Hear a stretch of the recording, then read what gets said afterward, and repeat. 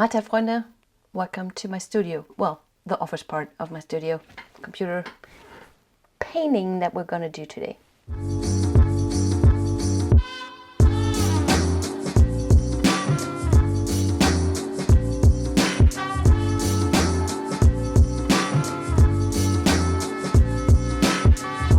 I'm finally doing what I wanted to do the whole time, since I've been practicing my hairdryer blow.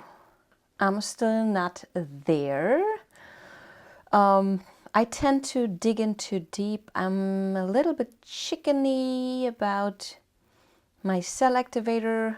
I use too much, but also I think I'm not able to move it enough.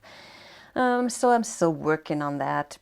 But I finally started using the hide and reveal technique with the blow.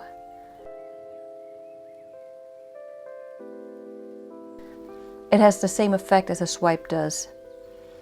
All the depth, the glow. But the digging too deep is a little bit painful sometimes.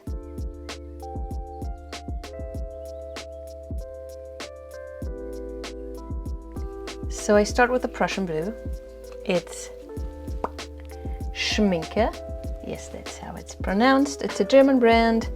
I used those for brush paintings, acrylic brush paintings. Love the quality. One of the best, I think. Works for this too.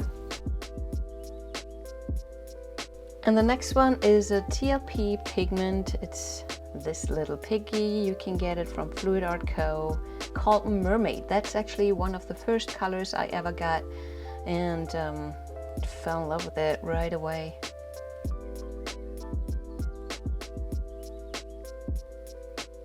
Mermaid is followed by Abalone. Beautiful shift. It's a gold tealish baby blue. And the fun thing about those mica pigments is that it always depends on the background color, how it appears too. So they can change on a white background to a black background significantly. This was Matisse Cobalt Teal. And I added another layer of abalone on there.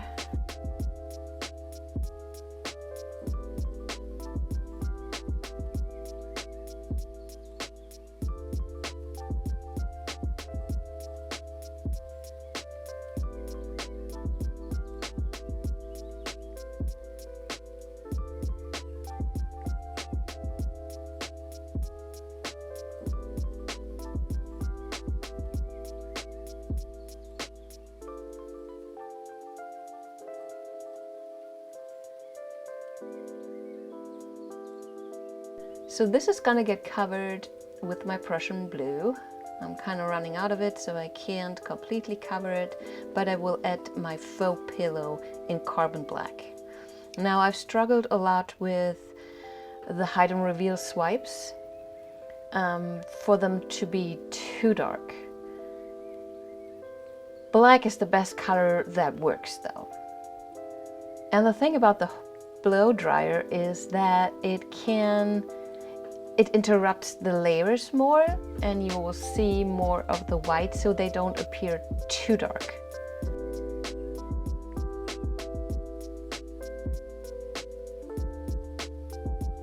Alright, covering it all up with my black pillow paint, and the pillow paint, the faux pillow, I should say, is mixed up like all my other colors. My pouring medium and Amsterdam oxide black. Now for that though, I make sure it's saturated enough, and for that I use a liquid acrylic paint just because it's highly pigmented, and this is a Tri-Art one. You can use golden Tri-Art, it's great. You can get it at Fluid Co. They are on sale. Maybe they have been on sale. I hope you didn't miss it. If you did, sorry. You can get it Fluid Co. So I add a healthy splash of this just to make sure that my paint is saturated enough, which means it's less transparent, has pigments everywhere, it's dark, and it does not make my paint thicker.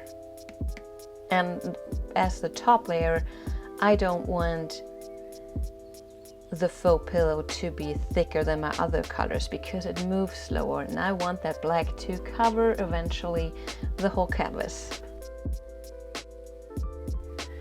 So I just add my white cell activator. And again, yeah, I told you I'm not sure if I'm just using too much, if it's too thick, or if I'm just really bad at blowing, or my angle is kind of too steep or too flat. I don't know. I really try not to blow out so it looks like a bloom. I want an abstract outcome, and I don't want it necessarily regular. The weirder the better, I think.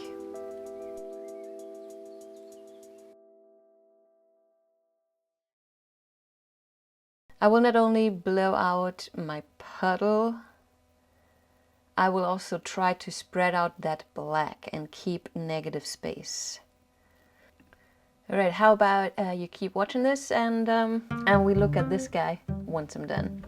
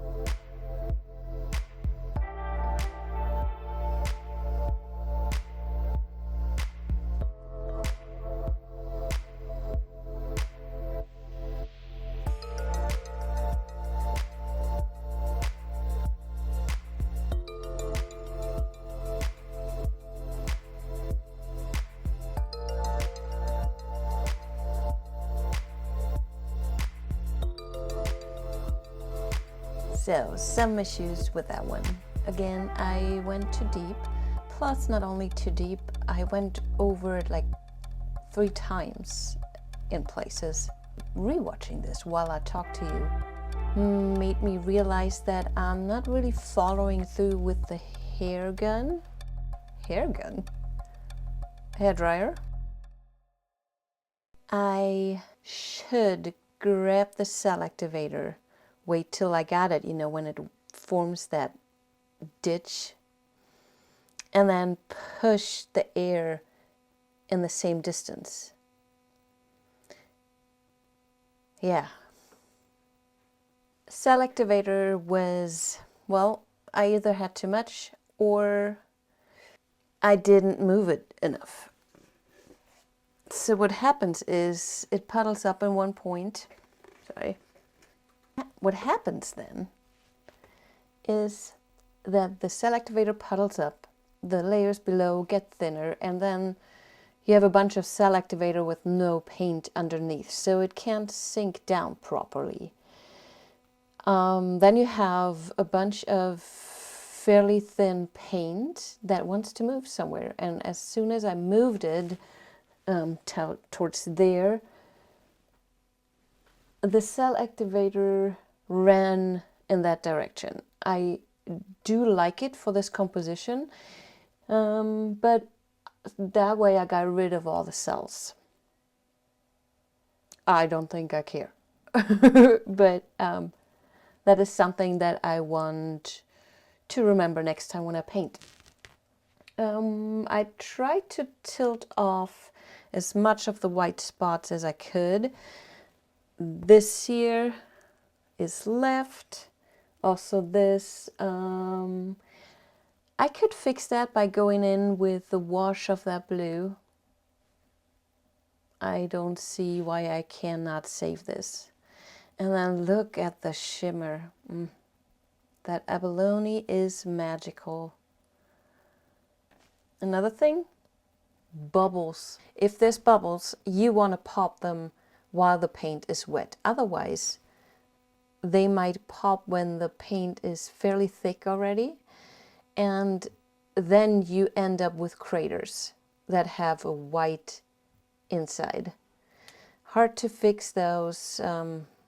You could sand them off and then paint them black, or get in with an acrylic pen. So there's my white spots. There's one of the craters that I was talking about. It just doesn't look pretty. Something like this you can easily fix. There's another one. So I did not really pay attention. Here's a fixed one. So I went in with black paint, but you can still see the crater.